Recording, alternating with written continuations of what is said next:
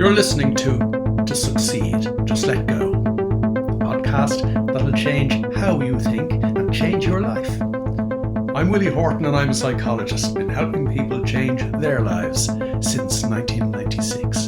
Broadcasting from the French Alps, and delighted to have you along. Let's take this week's step in the right direction. Yes, as I said in the introduction, welcome to Succeed, Just Let Go.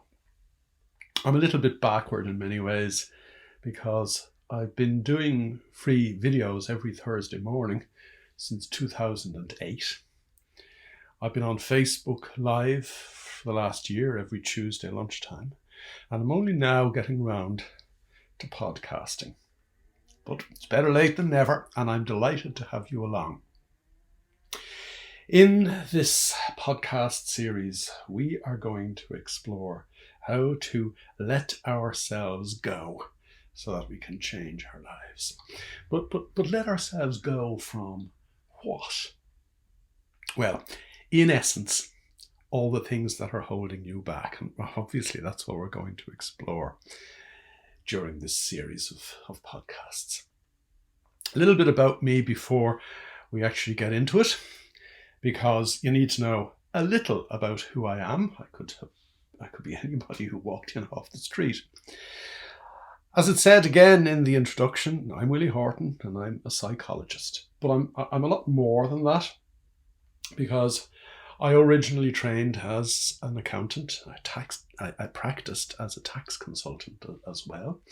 I worked in the financial services industry in Ireland for years, and I was the general manager of an Irish bank. And it was while I was the general manager of an Irish bank that I discovered that we're actually wired neurally. In other words, our brains are structured in a way that keeps us within our comfort zone, even when our comfort zone is not really that comfortable at all. And that's why, for example, people start a new year full of the joys of life, knowing that they have these new year's resolutions, and why by the middle of February the wheels have come off all over again. You and I are actually wired to stay safe. That is how our brains evolved. And what we're going to do in this series is ensure that we don't take risks, but let ourselves off the lead that staying safe has made for us over the last 1.8 million years. And that's why the name of this podcast is To Succeed, Just Let Go. Let go of what? Well, on a very practical level, first of all, let go of worry. Let go of stress. Let go of all the self-limiting thoughts and beliefs we have about ourselves. And this is an interesting one. Let go of your ideas of what happiness and success are. Because you know what? As normal people, we all subscribe to norms. That's what normal means. We subscribe to norms of what success and happiness should look like. And that traps us too. The fact is that from the perspective of cognitive psychology and neuroscience, we now know that there are certain little steps that we can take, and we can take them every day, or most days will do, to ensure that we begin to think in a different way. Because I said a minute ago, we need to let go of what's holding you back. We need to let go of things like worry, stress, and even your ideas of happiness and success. And the interesting thing about all those things I've just mentioned is that they all come from how you use your mind. They all come from how you think about what's going on and what you think of yourself. Yes, even something like stress, and we're going to devote, I was going to say one episode to stress, but we'll probably be talking about stress on and off for months, because it's such an inherent part and parcel of normal everyday life. And yet, stress does not exist other than in the mind of the beholder. Stress is very much like beauty. It's in the mind of the beholder. One person's Exhilaration or excitement is another person's stress. Something could happen, the same thing could happen to two people, and one person would be all gung-ho and, ready for action, and the other would be literally collapsing in a stressed up heap. Stress, as we'll discover as these conversations continue, stress is a choice that we make. It isn't real. Now, you might say to yourself, hold on a minute, the effects of stress, heart attacks are real. And yes, the physical effects of stress will actually kill you, slowly kill you. As I say to some of my clients who are seriously stressed out, you'd be better off smoking 40 cigarettes a day than doing the job you're doing at the moment, because you're slowly killing yourself. The effects of stress are real, but stress, like pretty much everything else bad in our lives, starts with a thought or a couple of thoughts. That's how cognitive psychology tells us we see the world. It is how cognitive psychology and neuroscience confirms to us how we see ourselves and what we expect of ourselves, and I suppose most importantly, what we don't expect of ourselves. So when I talk about letting go, I'm talking about letting go of all the things that are holding you back.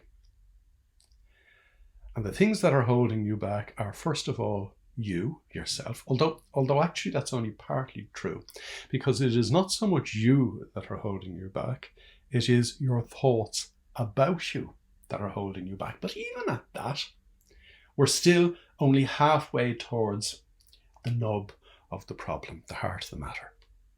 And the heart of the matter is that we hold ourselves back as a result of what we think and how we think it. Now, as we progress through these conversations, we'll be touching on scientific research from places like the University of Massachusetts Medical School, the Neural Lab at UCLA in California, the University of East London in the UK, the Open University in the UK, research from the University of Milan, the University of Chicago, Harvard, Australia, Japan. The world over is looking at, in this decade, the world over has begun to look at how we use our minds. And the key word in that sentence is how. I said a moment ago that we hold ourselves back by what we think and how we think it. We're not going to be able to change our own thoughts. I'll explain that in a moment. But what we can change is how we think. Now, in relation to your own thoughts, you have a particular baggage of thoughts. It's what we call our baggage.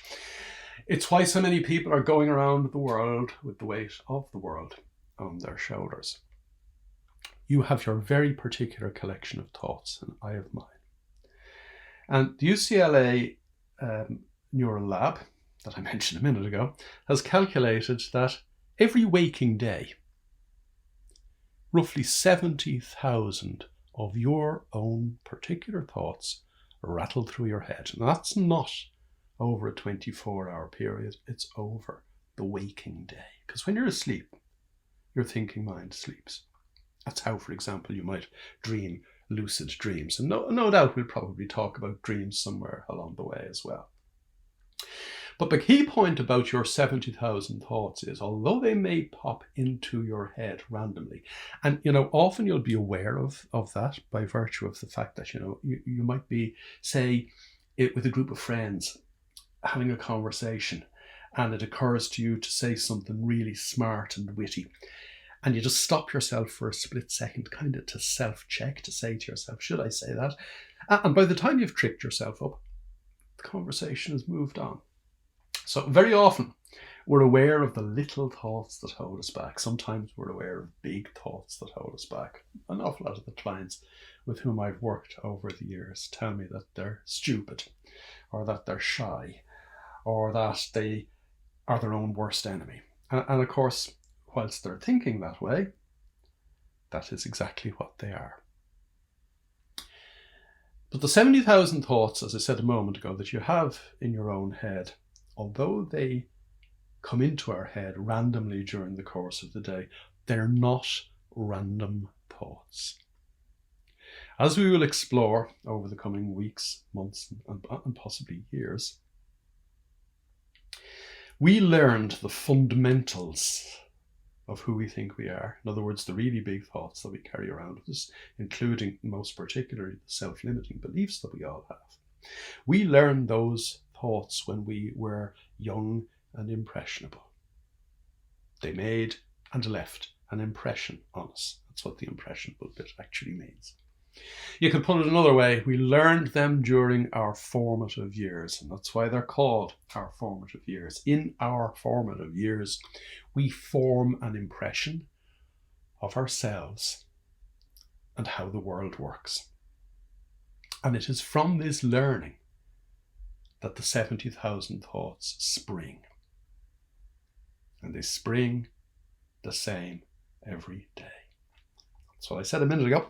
The thoughts spring into our heads randomly, but they're not random thoughts, because the Neural Lab at UCLA in California has determined that 97% of your thoughts today are the same as the thoughts you had in your head yesterday. And tomorrow will be a repeat performance. Now, you might be beginning to understand why we need to let ourselves go of this particular holding back. You may be beginning to understand why we need to think differently. And by that I mean change how we think, because your thoughts are your thoughts. And I was going to say you're stuck with them. You're stuck with the power they have over you while you keep giving your thoughts power over you. But the minute you stop giving your thoughts power over you, obviously, they no longer hold you back. And we're going to start exploring how this actually works in our next episode, which I'm going to devote to what one of my clients calls the waste of worry. Now, I've mentioned my clients a few times. I've been doing this since 1996, as well as I mentioned a few minutes ago as being an accountant and tax consultant and banker. I am a psychologist. And you know, if I'd studied psychology first and all that other financial stuff second, I would have learned old psychology, because psychology, the field of psychology, has changed so much, and it's so exciting in the last 20 years as technology has developed to enable us see what is going on in the human brain in real time. 30 years ago, 40 years ago, our understanding of how the brain worked was based on dead brains, damaged brains, or mouse's brains. I'm not sure exactly if that's mice brains, but anyway, you know what I mean.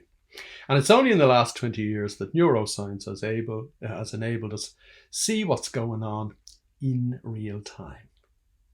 And that has completely changed our understanding, not only of how the human mind works, but more importantly, how you and I can get it working for us.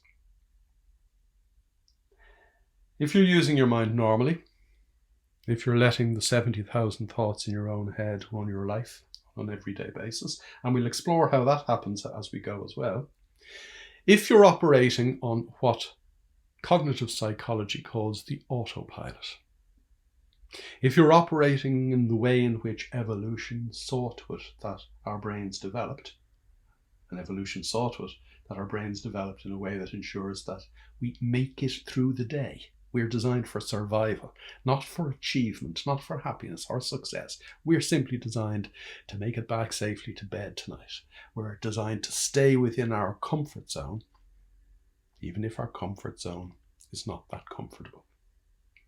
And therefore, if we use our minds normally, every day on autopilot, using our thoughts that were effectively programmed into us when we were young and impressionable, our autopilot, like all autopilots using a set of programs, will always bring us back to the same place. And that's why people find it oh so difficult to bring about change in their lives. And really, that is what this series is all about.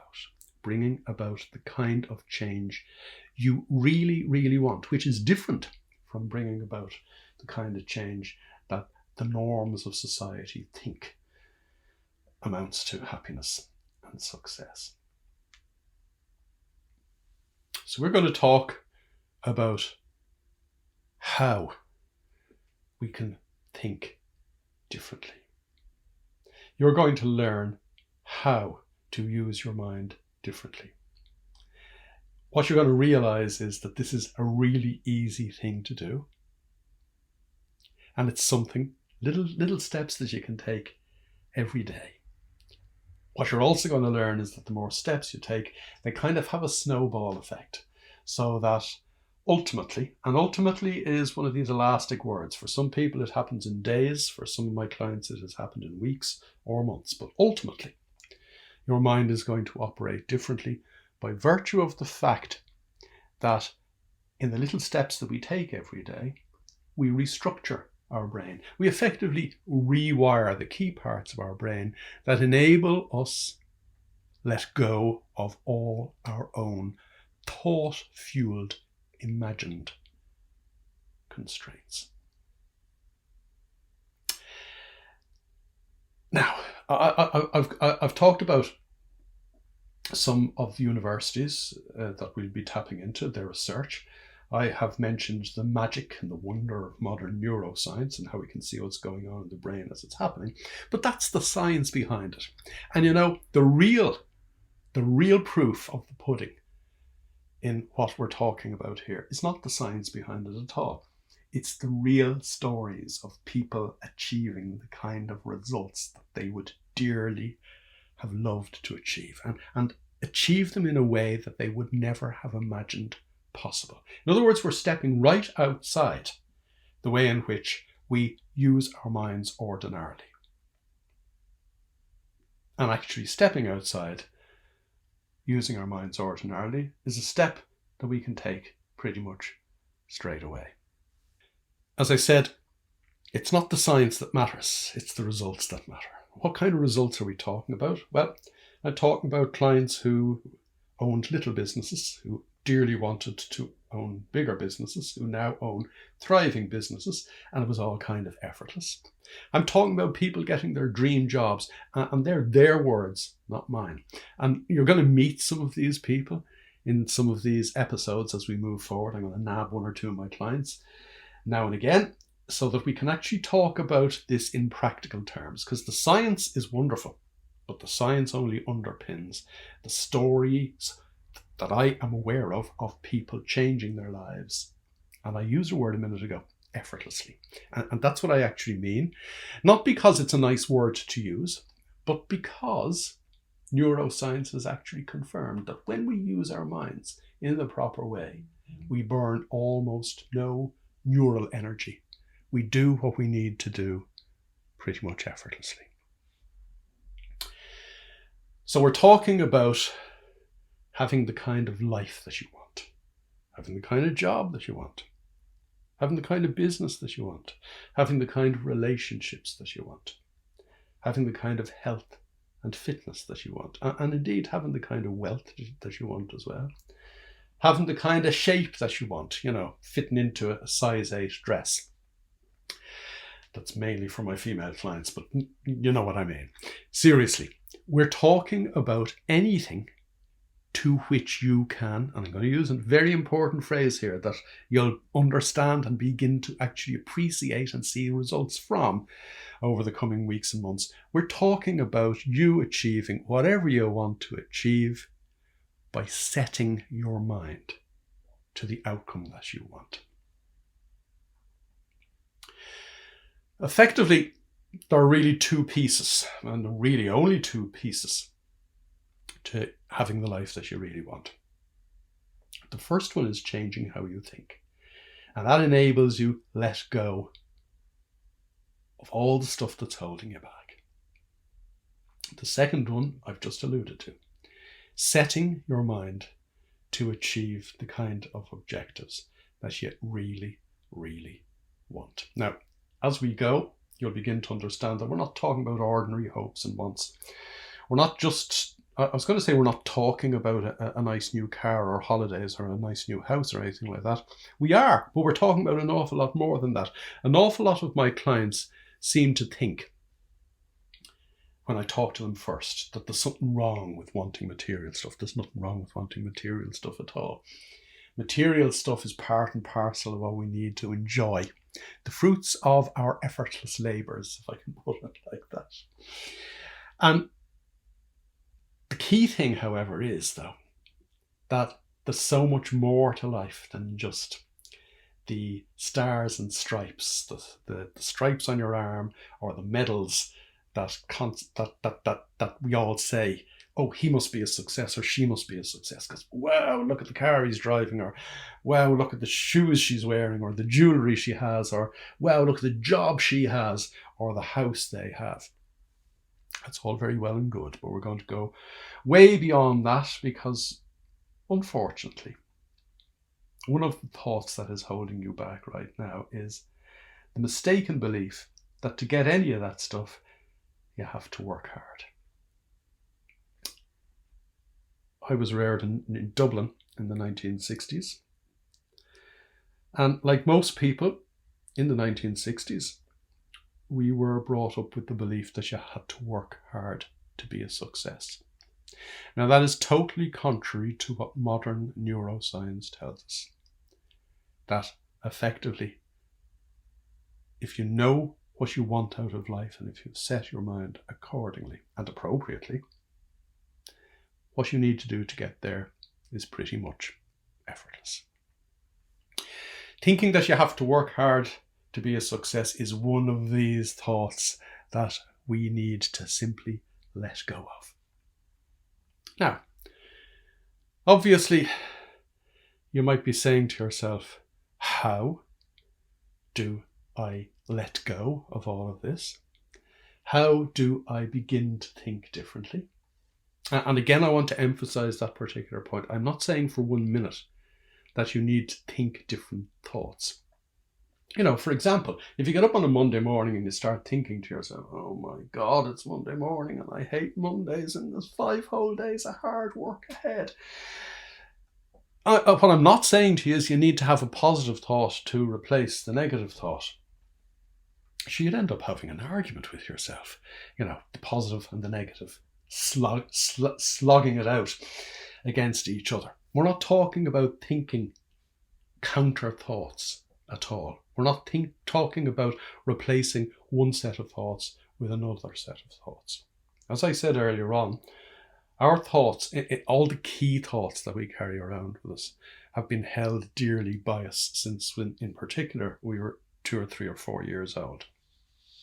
And we'll explore that as we go as well, because obviously you have a view of yourself, which you might call your personality or your ego, or what modern cognitive psychology calls your conceptual self. And, you know, what that actually means, there's a very subtle hint in the words I've just mentioned. Conceptual self. How you conceive yourself. And how you conceive yourself has been with you for so long that we're not going to be able to dismantle that, nor would we want to be quite honest. But what we need to do is stop paying attention to the thoughts that together create our conceptual self, warts and all. And you know, an awful lot of people say to me, are we talking about letting go of all our negative thoughts? No, I'm talking about letting go of your thoughts, because you have perceived inadequacies, like I have perceived inadequacies, and you also have perceived strengths.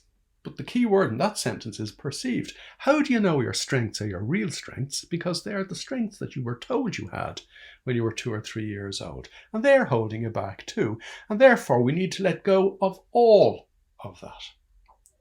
We let go of the power that our thoughts have over us by paying attention to something else.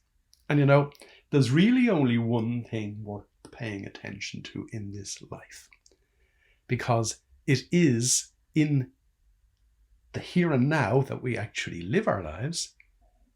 We need to pay attention to the here and now, to the reality of the here and now, not what we think is going on in the here and now. You see, that for starters is where stress comes from. I'm going to devote, as I said earlier on, a couple of episodes to stress, but think about it for a moment, or maybe don't, because thinking is a bad thing. Seriously, something happens and I think about what is going on. So now I'm one step removed from reality, because I'm thinking about what's going on, and I'm using my stored knowledge, some of those 70,000 thoughts, to figure out what I think is going on. So now I'm using thoughts that primarily I learned when I was a child to figure out what's going on in the here and now. The chances of me getting that right are slim to none. Then I'm going to think about how I think, who I think I am, is up to the task of dealing with what I think about what I think is going on now. Normally the mind is so far removed from reality that we really need to take a step back and begin to train ourselves to pay attention to just the moment.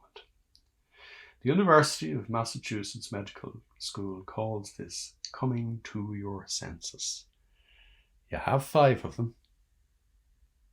It's time to start paying attention to them.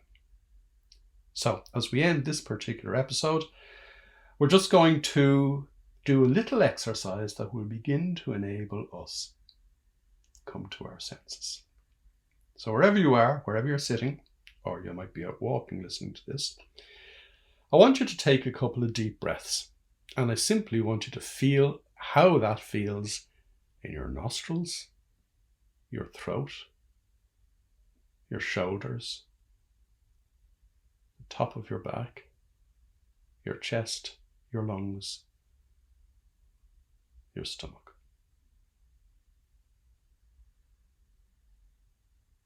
I simply want you to feel. It's one of your 5 senses. Feel what it's like when you breathe in and out. Now, your mind, your thinking mind, is probably saying to yourself straight away, "Oh, this is silly. This couldn't be right. I need to focus on my breathing to change my life." It's one of the little steps that I mentioned earlier on. And as we go through this process, because it is a process, as we go through these episodes, you're going to begin to understand that it is in tiny little steps like this that we restructure our brains, that we rewire the key neural components that will enable us not just make it through the day, but live the kind of life that we really, really want, that our heart desires, beyond what the normal thinking mind could actually think imaginable. So, as we finish this episode, you might take a couple of minutes after we finish up and simply sit and breathe. Or if you're out walking, focus on how it feels when you breathe and how the rhythm of your breathing is kind of tuned in to the steps that you're taking. If you're sitting in a car or if you're on the train listening to this, just take a couple of deep breaths, look around you, see what's going on, and just feel what it's like to breathe in and out. Because when we come to our senses, when we pay attention to the reality of the present moment, we stop paying attention to the thoughts that are holding us back. We just let go. You've been listening to Succeed, Just Let Go.